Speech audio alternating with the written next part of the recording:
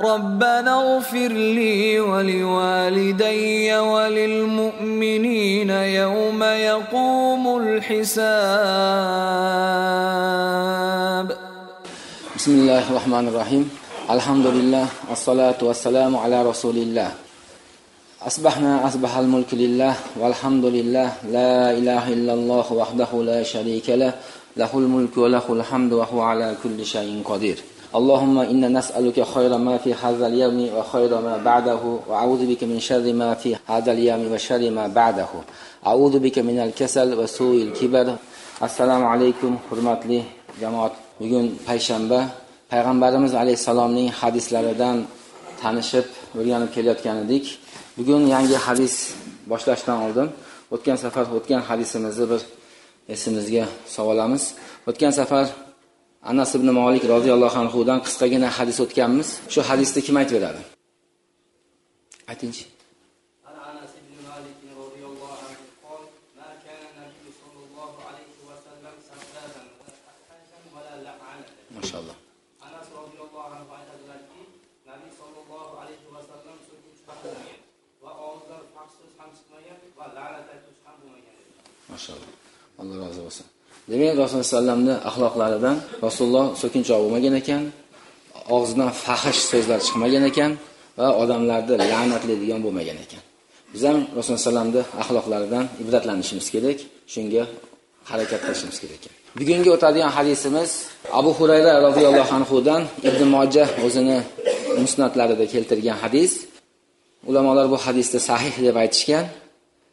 Bismillahirrahmanirrahim. An Abi Hurayrata radhiyallohu anhu qala qala Rasululloh sallallohu alayhi va sallam innar rajula la turfa'u darajatuhu fil jannah fayaqulu anna li hadha fayaqul bi istighfari waladika laka.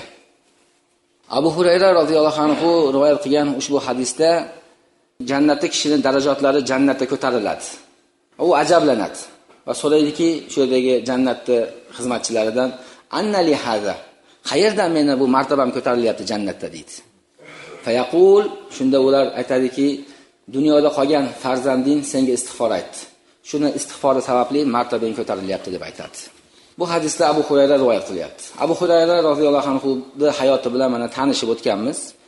Abu Hurayra roziyallohu anhu shu Rasululloh sallamning eng oz billah suhbatida bo'lgan sahoba, 3 yil 4 oy birga bo'lgan, lekin Rasululloh sollallohu alayhi vasallamdan eng ko'p hadisni rivoyat qilgan sahoba deganmiz. Va bu sahoba Rasululloh sallamdan keyin 40 yildan ko'p yashagan va 78 yoshida 58-yili Madina Munawvarada vafot etgan va Baqiy qabristoniga dafn qilingan sahoba. Bu sahobadan rivoyat qilingan bu hadisda inna rajula la turfa'u darajatuhu fil jannah. Ahli jannatlar jannatga hukm qilingandan keyin jannatda yurar ekan. Ya'ni jannatda yashayapti. Alloh taolo berdi unga bu ne'matni. Shunda jannatda xizmatchilari kelib aytar ekanki, sizni manzilatingiz, darajangiz ko'tarildi, tepaga chiqasiz deydi. Oldingi hadislarimizda o'tganmizki, jannatlar ham daraja bo'ladi. Mana hadisda keladi, buni ham hadisda ham Abu Hurayra rivoyat qiladi. Jannatlar 1000 daraja bo'ladi, 100 ta daraja bo'ladi deydi. Har bir darajaning orasida, har bir jannat orasida osmon bilan yercha farq bo'ladi deydi. Masalan, buni qiyoslab tushuntiradigan bo'lsak, agar tushuntirish joiz bo'lsa. Mana hozirgi kunda ham katta-katta shaharlarda, mamlakatlarda hotel, ya'ni mehmonxonalar bor. 3 ta yulduzlik, 4 ta yulduzli, 5 yulduzli mehmonxonalar bor. Va bularda har birining yulduzga qarab farqi bor. Ya'ni hammasining pulining farqi bor. Ko'p puli borlar qimmat mehmonxonalar turadi. 3 yulduzligi ham yaxshi. Lekin 4 yulduzligida 3 yulduzlikda bo'lmagan narsalar bor, imkoniyatlar, sharoitlar bor. 5 yulduzli mehmonxonalarda qolganlarda bo'lmagan narsalar bor. Ya'ni imtiyozlari ko'proq. Xuddi shunga o'xshash jannatlar ham daraja bo'lar ekan. Chunki bu dunyoda hammaning amali har xil. Kimlardir ko'proq ibodat qiladi, ko'proq dinga xizmat qiladi, ko'proq Alloh bilan yaqinlashadi. Amali ko'proq bo'ladi va u boradigan joyi ham shu amali ozlar bilan bir xil bo'lmaydi ekan. Alloh taolo hammaning amalini u kunda nima qiladi, hisobini chiqaradi. Hamma barobar emas.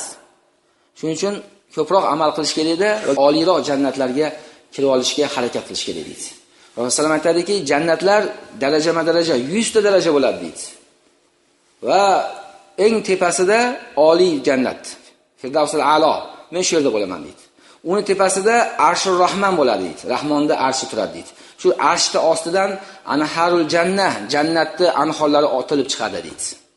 Shuning uchun Allohdan jannatini so'rasanglar, shu Firdavsni so'ranglar deydi. Chunki men bilan ko'rishasizlar deydi.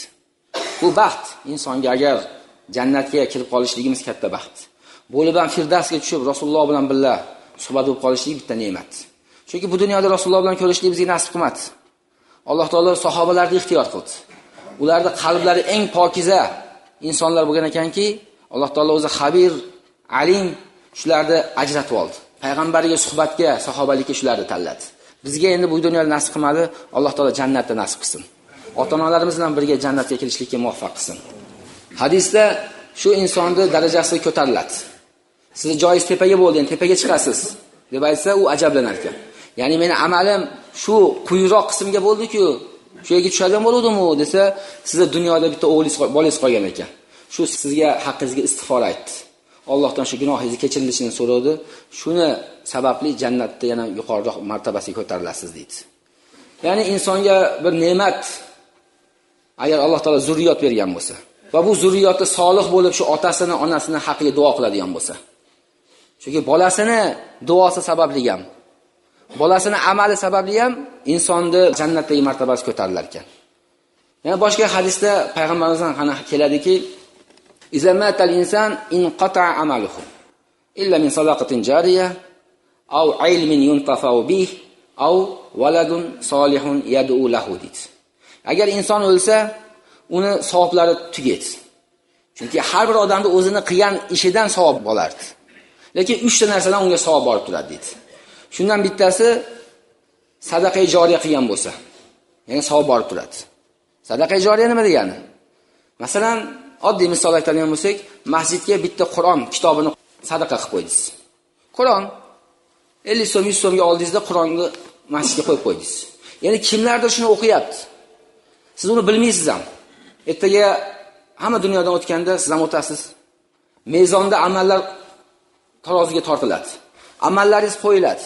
Keyin qayerdandir sizga savoblar keladi. Bu qayerdan kelyapti bu savoblar deb ajablanasiz.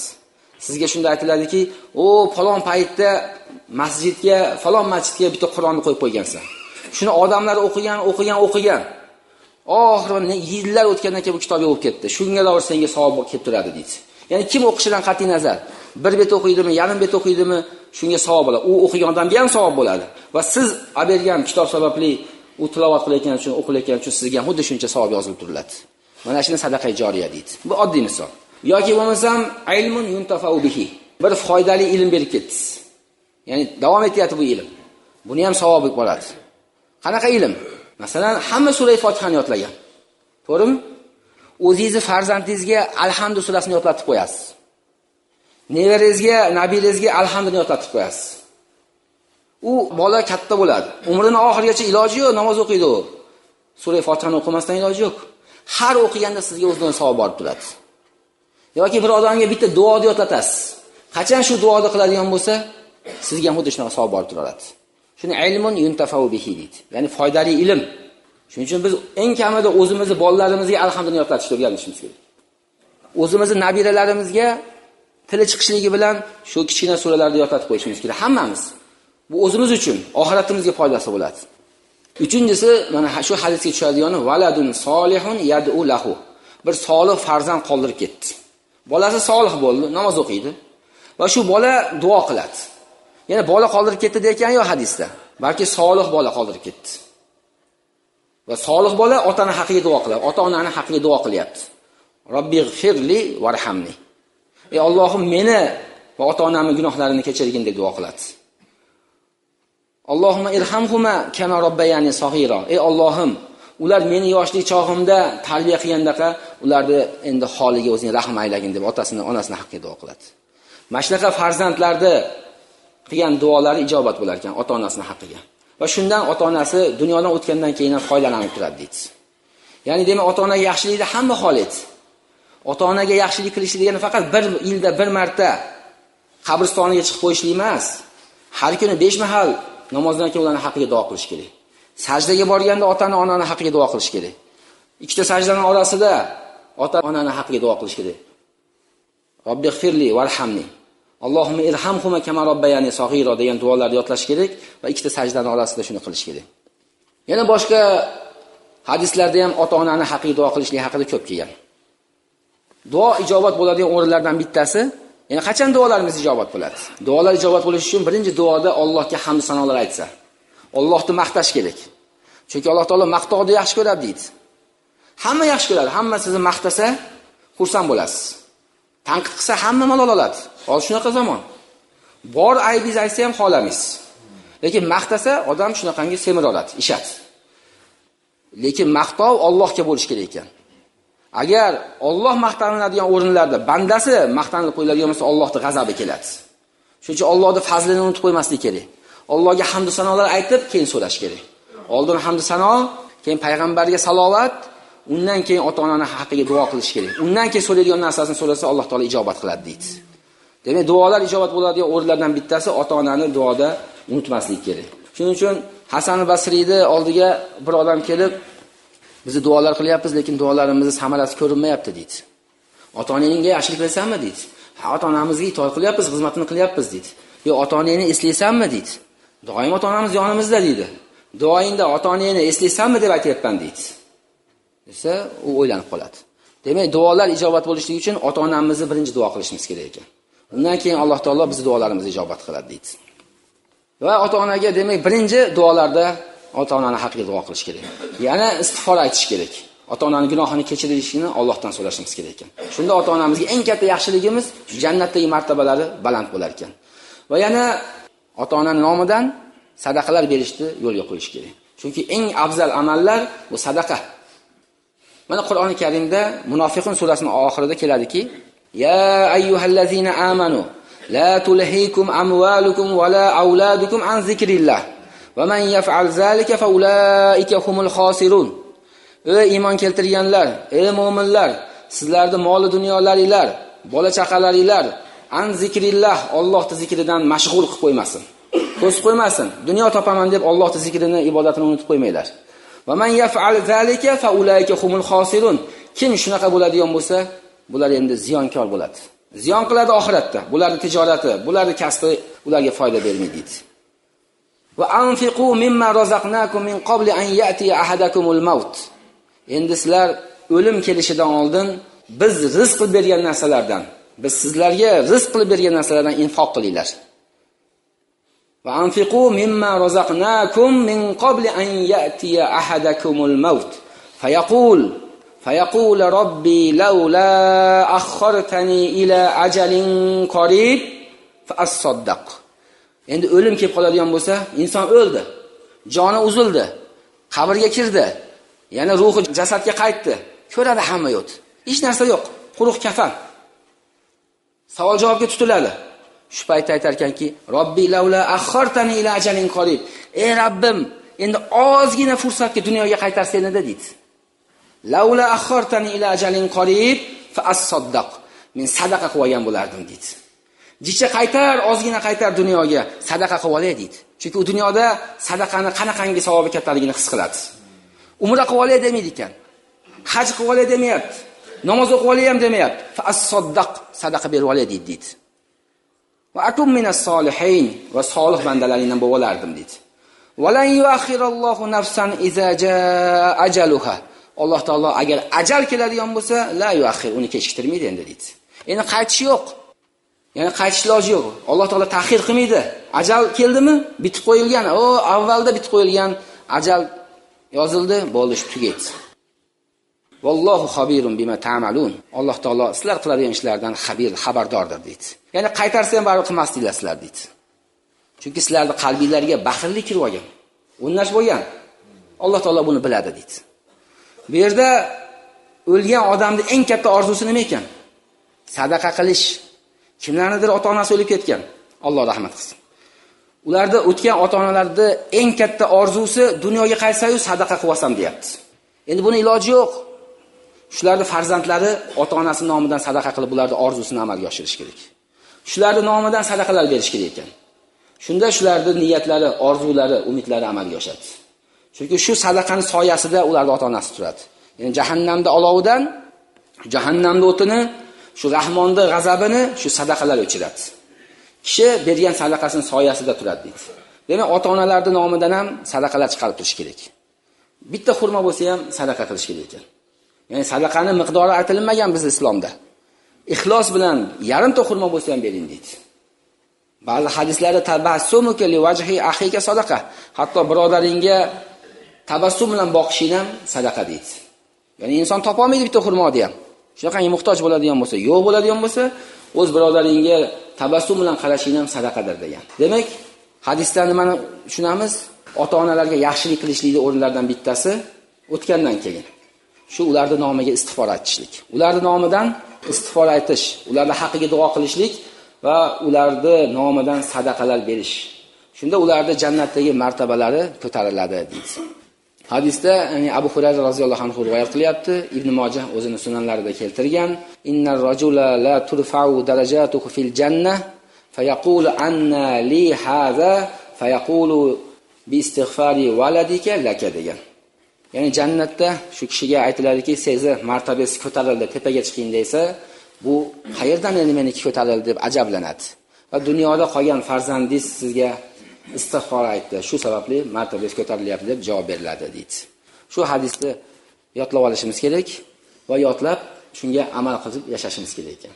Bugungi hadisimiz shu. Keyin savol berilgandi. Shu savolga ham qisqacha javob beramiz. Ikkinchi savol. Yana savollar bo'lsa, beraverasizlar. Keyin safarlarga. Namozdan keyin o'tirib tasbih aytishlik hukmi nima? O'tirib tasbih aytishimiz kerakmi? Yo turib ketsa ham bo'laradimi? Degan savol tushdi.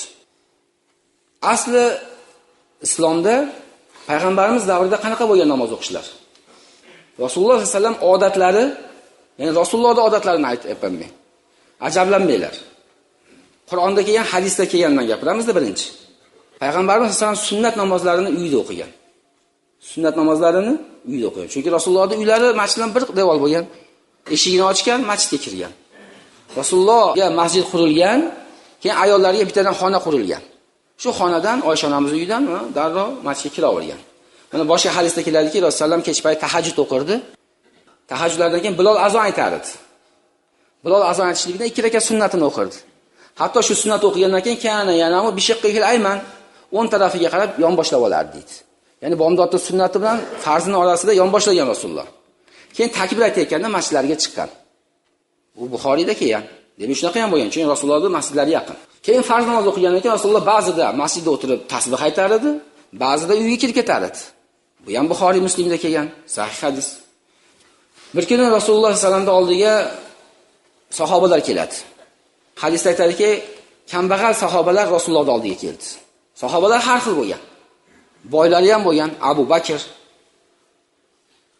Usmon ibn Affon o'xshagan va boshqa va ahli saffalar, kambag'allar ham bo'lgan.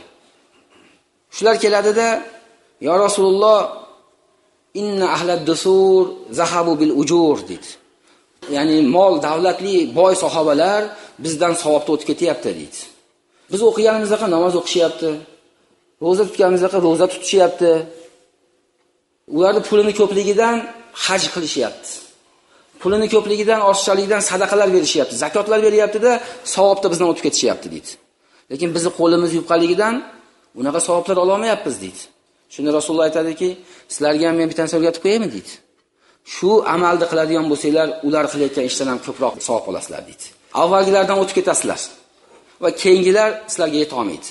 Yetsa ham shu amalni qiladigan bo'lsa yetadi dedi, savobda. Har namozdan keyin 33 marta subhanalloh, 33 marta alhamdulillah, 33 marta Alloh akbar desanglar, shunaqa katta savobni olasizlar dedi. Keyin sahobalar masjidda o'tirib olib tasbih aytib o'tirishadi. Subhanalloh, subhanalloh, alhamdulillah 33 marta. Oxirida la ilaha illalloh deb. O'tirsa buni Ali boy sahobalar ham ko'radi. Nima deyapsizlar dedi. Bizga Rasululloh sollallohu alayhi vasallam shunaqa so'zlarni o'rgatib qo'ydi. Namozdan keyin aytadigan bo'lsak, sizlardan ko'ra ko'proq savob olamiz ekan dedi. Keyin hadis sahobalar ham aytishni boshlaydi. Ularga ham savob kerak. Ularda ham jannatda umidi bor. Ular ham tasbih aytib o'tirishadi. Keyin haligilar yana Rasulullohning oldiga boradi. "Ya Rasululloh, bu birodarlarga bizdan so'radi, ularga aytuvdik, ular ham shunaqa qilyapti" dedi. Ular ham yana shu savobni olishyapti dedi. Endi aytadiki, "Haza fazlulloh yutihi man yasha" dedi. Bu endi Allohning fazli, xolagan bandasiga beradi bunaqa fazlni dedi. Ya'ni hasad qilinmaydi birovga bergan ne'matga. deb to'xtaydi. Ya'ni u sahobalar, birinchi kelgan sahobalar, u narigi sahobalarni boyligiga hasad qilib yoki havas qilib gapirgan emas. Ularning uylari zo'r, bizniki oddiy, ya Rasululloh demadi, shikoyat qilishmadi. Ularning taomi zo'r, bizniki faqirlarcha demadi. Balki ular savob olishyapti pul ko'pligidan. Ehsonlar berishyapti, biz shunaqa qila olmayapmiz deb ularning ajriga haqida gapiruvdi. Oddiy sodda nimalarni o'rgatdi. Demak, payg'ambarimiz aytayaptiki, har namozdan keyin 33 marta takbir aytishlik, tasbih aytishlik, Alloh akbar deyishlik bu bor ekan. Va buni savobi juda katta ekan. Buni qiladigan bo'lsak, savob bo'ladi. Bu narsa bizning dinimizda mashhur, ya'ni sunnatda kelgan. Shuning uchun qilishimiz kerak. Bu bid'at emas ekan. Demak, bor narsa ekan, bu hadislar Buxoriyda kelgan, Muslimda kelgan. Shuning uchun buni odatlanishimiz kerak, qilib yurishimiz kerak, doim 5 mahaldan keyin. Endi ikkinchi tomoni ham bor. Ba'zida inson mashinasini ikkinchi palasaga yo'lga qo'yib qo'yadi. To'g'rimi? Uni mashinani olish kerak. Bu yerda vaqt ketishi mumkin. Unaqa ketishga haqqi bor. Hech kim o'tir deolmaydi. Chunki Rasululloh o'tir deb buyurmagan. Yoki bo'lmasa zarurati bor mumkin. Bolasini doktorga olib borar. Shuning uchun shashilib chiqib ketayotgan bo'lishi mumkin. Shuning uchun biz shunaqa shashilib chiqib ketayotganlarga ham uzr keltirishimiz kerak. Ya'ni minbarda turib imomlar, ahli ilmlar shunaqa tasbihlarning fazilatini aytib oladi. Savob bo'lishini aytamiz. Bu sunnat. Mabodo biroda zarurati bo'lib chiqadigan bo'lsa, biroq uni xafa bo'lishligi undan to'g'ri kelmaydi. Chunki uni to'g'ri tushunishimiz kerak. Farzini qildi, vojibini qildi. Bu sunnat amal. Chiqayotgan bo'lsa, uni balki onasi chaqirgandir, tezroq chiq degandir. Onasini doktorga olib borishi mumkindir. U mashinasida ketayotgan tasbih aytib kelsa, shu savobni oladi. Shuning uchun bu narsalar demak keyinroq bo'lishimiz kerak. Iloji boricha hamma ko'pdan turib ketadiganlar yoshlar. To'g'rimi? Chunki ularning ishlari ko'p. Kattalar ham o'tiradi. Shuning uchun yoshlar ham buni o'tirish kerak, shunga odatlanishimiz kerak. Bu haliga bir shariatga zid yoki bid'at amal emas. Ulamolar buni hammasi o'tirgan. Yana boshqa mana hadislarda ham keladiki, masjidlarni biz yaxshi ko'rishimiz kerak. Masjidlarda hamma chiqib ketgandan keyin, umuman tasbih aytgandan keyin o'tirish kerak ekanda o'zi. Masjidlardan qochish kerak emas. O'tirib tasbih aytib zikr qilib o'tirsa, farishtalar aytar ekan. Allohumma ig'firlahu, Allohumma ig'firlahu. Ey Alloh, mana bandaning gunohlarini kechir deb aytib turadi. Masjidda hamma chiqib ketgandan keyin o'tirgan odamlarga farishtalar Allohim shuni gunohlarini kechir, shuni gunohlarini kechir deb aytadi. Oxiri haligi odamning gunohlari qolmaydi. Undan keyin haligi odam bitta duo qilsa, duosi shubhasiz ijobat bo'ladi deydi. Chunki uning gunohi qolmadi endi. Farishtalar duosi mustajob. Shuning uchun biz hech kim qolmaganda ham masjidlarda o'tirishga o'rganishimiz kerak. Masjidlardan bezimaslik kerak. Bozorlardan bezsak bo'laveradi. Lekin masjidlarni yaxshi ko'rishimiz kerak. Masjidlarda o'tirishga harakat qilishimiz kerak. Shunga odatlanishimiz kerak. Chunki hadisda ham keladi-ku, Allohning soyasida turadigan toifani uchinchisi qalbuhu muallaqun fil masajid. Qalblari masjidga bog'langanlar degan. Ya'ni muallaq deb osilib turadigan narsaga aytadi. Qandil osilib turadi-da, shuning uchun muallaq deydi. Qalbi ham xuddi shu qandilga o'xshab doim masjidda u odam. Shuni aytgan. Demak, masjidlarda o'tirib tasbih aytish, zikr qilish, Qur'on o'qishlikning fazilati ulug', shunga odatlanishimiz kerak ekan. Boshqa savollar bormi? Savollar yo'q bo'lsa, unda bir duo qilamiz. Amin. Allahumma ahsin aqibatana fil umuri kullaha va ajirna min khizyid dunya va min azabil akhirah. Allahumma allimna va faqihna fi dinina va anfa'na bima 'allamtana va zidna ilma bi rahmatika ya arhamar rahimin.